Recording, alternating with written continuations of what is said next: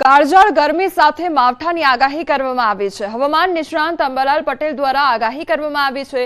વિસ્તાર અને તારીખો સાથે વરસાદની આગાહી કરવામાં આવી છે। 11 એપ્રિલથી આંધી વંટોળ આવશે। કેટલાક વિસ્તારોમાં કમોસમી વરસાદ ખાબકશે તે પ્રકારની આગાહી કરવામાં આવી છે। એટલે તારીખ 11મી એપ્રિલ પહેલાં આંધી વંટોળ સાથે કેટલાક ભાગમાં કમોસમી વરસાદ અને કેટલાક ભાગમાં છાંટા પડવાની શક્યતા રહી શકે છે। તો બંગાળ ઉપસાગરમાં 2 થી 3 વાવાઝોડા બનશે અને 10મી મે થી 15 જૂન સુધી ખતરનાક વાવાઝોડા બનશે। અરબી સમુદ્રમાં પણ વાવાઝોડું બનશે તે પ્રકારની આગાહી કરવામાં આવી છે। લગભગ બંગાળ ઉપસાગરમાં 2 થી 3 વાવાઝોડા બની શકવાની શક્યતા રહેશે, પરંતુ 10મી મે થી 15 જૂન વચ્ચે ખતરનાક વાવાઝોડા બંગાળ ઉપસાગરમાં બનવાની શક્યતા રહેશે। અરબી સમુદ્રમાં પણ વાવાઝોડું બનવાની શક્યતા રહેશે। સમુદ્રનું તાપમાન મહત્તમ તાપમાન 32 ડિગ્રી સેલ્સિયસ જેવું રહેવાની શક્યતા રહેશે। ટ્રોપિકલ સ્ટોર્મ બનવાની શક્યતા રહેશે। 10મી મે થી આંધી વંટોળનું પ્રમાણ વધારે રહેશે। આરબ કન્ટ્રીમાંથી કાળી આંધી આવવાની શક્યતા રહેશે અને ઘણી આંધીઓ જે કાચા મકાનના સાપડા ઉડાડી મૂકે એવી આંધીઓ આવશે।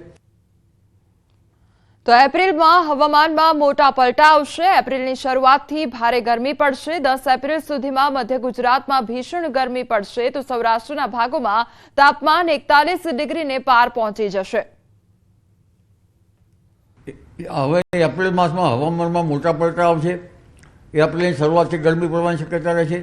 10મી એપ્રિલ સુધીમાં મધ્ય ગુજરાતમાં 43 ડિગ્રી સેલ્સિયસ જેટલું મહત્તમ તાપમાન થવાની શક્યતા રહેશે।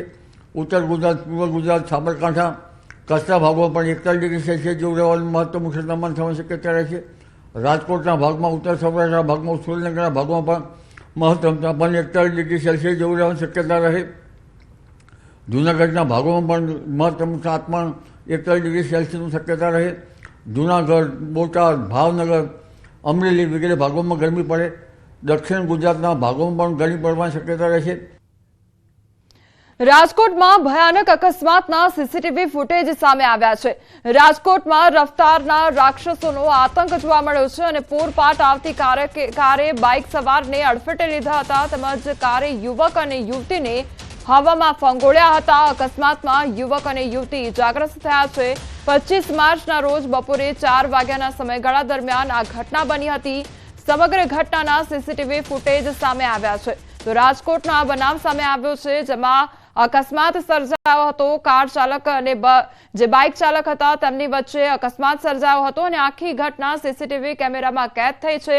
તો કાર ચાલક દ્વારા જે બાઇક ચાલક હતા તેને હવામાં ફંગોળવામાં આવ્યા હતા। યુવક અને યુવતી ગંભીર રીતે ઇજાગ્રસ્ત થયા હતા।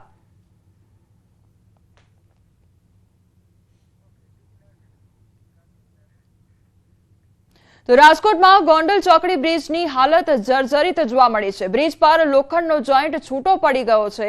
લોખંડના જોઈન્ટ પરની પટ્ટીઓ છૂટી પડી નીકળી ગઈ છે। વાહન ચાલકો અથડાય નહીં તે માટે લાલ કપડું રાખી દેવામાં આવ્યું છે।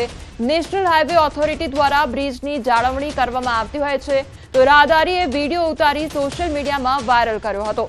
તો આખી ઘટના જે વિડીયોમાં કેદ થઈ છે જેમાં બ્રિજ જર્જરિત હાલતમાં જોવા મળી રહ્યો છે અને આ અંગે કામગીરી પણ કરવામાં આવી રહી છે। તો ગોંડલ ચોકડી પાસેનો આ બ્રિજ કે જ્યાં જર્જરિત હાલતમાં આ બ્રિજ જોવા મળ્યો છે જેના કારણે વાહન ચાલકોને પણ મુશ્કેલીનો સામનો કરવો પડી રહ્યો છે। રાજકોટ નેશનલ હાઈવે પર ગોંડલ ચોકડીના બ્રિજની હાલ બેહાલ થયા છે। હજુ કહી શકાય કે માત્ર 1.5 થી 2 વર્ષ પહેલા આ બ્રિજ બનીને તૈયાર થયો હતો તેમનું ખાતમુહૂર્ત થયું હતું, પરંતુ ક્યાંક ને ક્યાંક જે રીતના વાત કરવામાં આવે તો આ બ્રિજના હાલ છે તે બેહાલ થયા છે। જે રીતના આ જે છે માત્ર આ બ્રિજ છે તે બન્યા અને 2 વર્ષ જેટલો સમય થયો હતો, પરંતુ ક્યાંક ને ક્યાંક આ બ્રિજ છે તે જે છે તે જર્જરિત હાલતમાં ફેરવાયો છે। હાલ આપણી સાથે અહીંયા જે એક સ્થાનિક વ્યક્તિ છે આપણે એમની સાથે પણ વાત કરવાનો પ્રયાસ કરીશું। જે રીતના જે છે આ બ્રિજ કરોડો રૂપિયાના ખર્ચે બનાવવામાં આવ્યો હતો। ભાઈ શું કહેશો, આ બ્રિજ અત્યારે કઈ રીતના કામગીરી ચાલે છે? અત્યારે મેન્ટેનન્સની કામગીરી ચાલે છે અને એના માટે અમે આ જે નવા એક્સપાન્શન જોઈન્ટ છે એ તો અમે ઓર્ડર કરી દીધો છે અને એ માલ આવી પણ ગયો છે। તો એની માટે અમે ઇન્સ્ટોલેશનની કામગીરી વહેલી તકે ચાલુ કરી દઈશું, પણ એના સેફટી રિલેટેડ કોઈ ઇસ્યુ નથી। પણ આ વસ્તુ બીજી મેટર કરે છે, પણ સિવિલ મેટર છે એટલે એના માટે અમે કમ્પ્લેન કરેલી છે જે તકે. હા, એ ભૂતકાળમાં થઈ ગયેલી છે ને એની કમ્પ્લેન કરેલી છે અમે. હા, સામાન્ય લોકો કાઢી શકે એટલા નબળા અહીંયા ફિટ ને એની માટે મશીનરી ટૂલ્સ હોય પણ કોઈ પણ કાઢી શકે. બરોબર, ટૂલ્સ હોઈ શકે. હા, હોઈ શકે. હા, કહી શકે કે કેટલા કઈ રીતના એ કામગીરી ચાલુ છે, ક્યાંથી ચાલુ મને લાગે છે બીજી વાર પ્રયત્ન કર્યો હોય એના કારણે આ ઇસ્યુ થાય, નકર આ ઓપન થવાની જગ્યા શક્ય નથી. કેટલું અકસ્માત સર્જાય તો કેવી ઘટના સર્જાય છે? મેન અકસ્માતનો મને કોઈ અંદાજો નથી, પણ ના સર, કારણ કે અમારી રેગ્યુલર ટીમ વર્ક કરે જ છે. રેગ્યુલર જે કાંઈ પણ હોય રૂટીન ચેકઅપ કરીએ અને અમે શું કહે કે કાંઈ પણ થયું હોય તો એને સેફટી બેરિકેડ રાખીને તુરંત અમે નિકાલ ચાલુ કરી દેવી છે એનો. ચોક્કસથી જે રીતના બ્રિજ છે તે એકદમ જર્જરિત છે, નીચે છે તે કહી શકાય કે અડધા ફૂટ જેટલી જગ્યા છે તે બ્રિજના બે ભાગ વચ્ચે છે. નીચે સ્પષ્ટ રીતે જોઈ શકાય છે કે શું વાહન છે શું નહીં. બીજી તરફ આ જે ગોંડલ છે, ગોંડલ તરફથી વાહનો છે તે અમદાવાદ તરફ જતા હોય છે અને અનેક વાહનો છે આ બ્રિજ ઉપરથી પસાર થતા હોય છે, પરંતુ ક્યાંક ને ક્યાંક આ દુર્ઘટના સર્જાય તો જે છે મોટી જાનહાનિ પર સર્જાઈ શકે છે. બીજી તરફ સવાલ સૌથી મોટો એ ઊભો થાય છે કે માત્ર બ્રિજ બન્યાના ગણતરીના વર્ષો થયા છે, ત્યાં સુધીમાં આવી હાલત થઈ છે તો આગળ શું થશે તે પણ સૌથી મોટો સવાલ છે. હાર્દિક જોશી, ન્યૂઝ 18 ગુજરાતી, રાજકોટ. બનાસકાંઠામાં એસટી બસને ધક્કા મારવાનો વારો આવ્યો છે. ભાભર બસ સ્ટેન્ડમાં મુસાફરોએ બસને ધક્કા માર્યા તો બસ ચાલુ કરવા માટે મુસાફરો કામે લાગ્યા હતા. ભાભર અમદાવાદ બસને મુસાફરોએ ધક્કા લગાવ્યા હતા. એક બાજુ ભાડુમાં વધારો કરવામાં આવી રહ્યો છે અને બીજી બાજુ બસને ધક્કા મારવાના દ્રશ્યો સામે આવ્યા છે. ભાડામાં 10% વધારો લાગુ થયા બાદ બસને ધક્કા મારવા પડે એ મુસાફરો માટે બેવડો માર છે.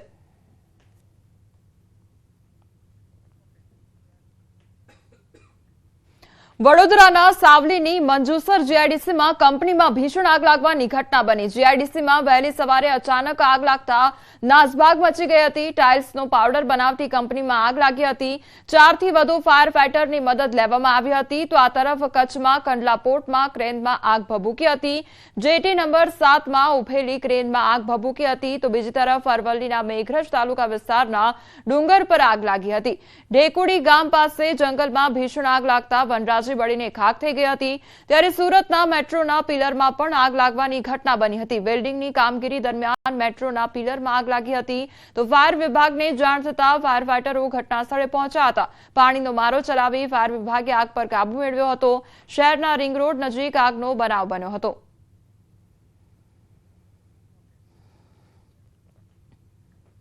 દાહોદમાં આરોગ્ય કર્મચારીઓને ફરજ મુક્ત કરવામાં આવ્યા છે. ત્યારે હડતાળ પર ઉતરેલા કર્મચારીઓ સામે કાર્યવાહી કરવામાં આવી છે. 561 આરોગ્ય કર્મીઓને ફરજ મુક્ત કરવામાં આવ્યા છે.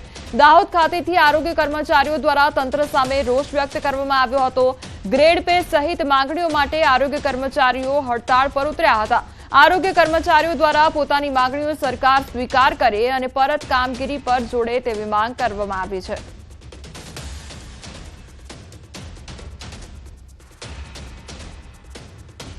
દાહોદ જિલ્લા પંચાયતની આરોગ્ય શાખા સાથે જોડાયેલા જે 561 જેટલા કર્મચારીઓને અત્યારે ફરજ મુક્ત કરવામાં આવ્યા છે. ત્યારે ક્યાંક ને ક્યાંક જે 4 કેડરના આરોગ્ય કર્મચારીઓ છે તેઓમાં પણ હાલ રોષ જોવા મળી રહ્યો છે. પોતાની પડતર માંગણીઓને લઈને જેઓ કે હડતાલ પર ઉતર્યા હતા, ત્યારબાદ તેઓને ફરજ પરથી છૂટા કરી દેવામાં આવ્યા છે. આપણી સાથે આરોગ્ય કર્મચારી છે, તેઓ સાથે વાતચીત કરીશું. શું નામ છે આપનું? મારું નામ છે લાલાભાઈ પરમાર, MPHS. હું ધાનપુરથી આવું છું. સાહેબ, છેલ્લી અમારી 2001થી ટેકનિકલ ગ્રેડ પેની માંગણી છે અને 2001ના ઠરાવ મુજબ સરકારે અમને ટેકનિકલ જાહેર પણ કરેલા છે. અમે 2018માં, 2019માં, 2022માં અમે ક્રમશઃ સરકાર પાસે માંગણી પણ કરી. અમે અમારા આંદોલન પણ કરવું પડ્યું, પરંતુ સરકારે અમારી કોઈ પણ માંગણી આજ દિન સુધી સ્વીકારી નથી. અને 6/3/2023ની અંદર અમને સરકારે એમની કમિટી રચી અને એમાં અમને ટેકનિકલ ડિક્લેર પણ કર્યા છે. પરંતુ સરકાર ક્યાંક ને ક્યાંક અમને ગ્રેડ પે આપવા માટે રાજી નથી કે શું છે એમને ખબર નથી પડતી. આ લોકોએ કારણદર્શક નોટિસ આપી, પછી એના પછી અમને ખાતાકીય તપાસની નોટિસ આપી અને એ પછી અમને કે ખાતાકીય પરીક્ષા તમે નથી આપી, એ રીતે અમને ફરજમાંથી મુક્ત કર્યા છે. આ તરફ ગાંધીનગરમાં વ્યાયામ શિક્ષકોનો વિરોધ યથાવત જોવા મળ્યો છે. આંદોલનનો આજે 14મો દિવસ છે. આજે 14મા દિવસે વ્યાયામ શિક્ષકોએ સૂર્ય નમસ્કાર કરી વિરોધ પ્રદર્શન નોંધાવ્યો હતો.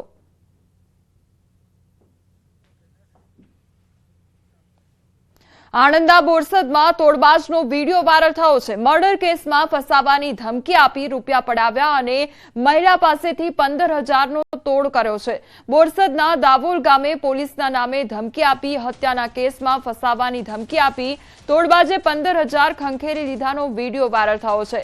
દાવોલ ગામની મહિલાના પતિએ અકસ્માત સર્જ્યો હતો અને અકસ્માતમાં ઇજાગ્રસ્ત યુવકનું મોત નીપજ્યું હતું, જે અંગે બોરસદ ગ્રામ્ય પોલીસમાં અકસ્માતે મોતનો ગુનો નોંધવામાં આવ્યો હતો। મહિલાને ધમકીઓ આપી ડરાવીને રૂપિયા પડાવી લીધાનો વિડીયો વાયરલ થયો છે। જો કે ન્યૂઝ 18 ગુજરાતી આ વિડીયોની પુષ્ટિ નથી કરી રહ્યું।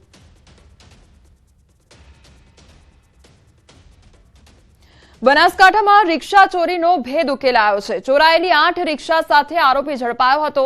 અમદાવાદમાં 8 સ્થળોએ ચોરીનો ભેદ ઉકેલાયો હતો। બાતમીના આધારે દિનેશ વાલ્મીકીને ઝડપી પાડતા પૂછપરછમાં મામલો સામે આવ્યો। અમદાવાદની 8 જગ્યાએ રિક્ષા ચોરીનો ભેદ ઉકેલાયો। આરોપી સાથે 11.60 લાખનો મુદ્દામાલ કબજે કરી આગળની કાર્યવાહી શરૂ કરવામાં આવી છે। આરોપી કાંકરેજના વડા ગામનો અને હાલ અમદાવાદ હેબતપુરાનો રહેવાસી છે।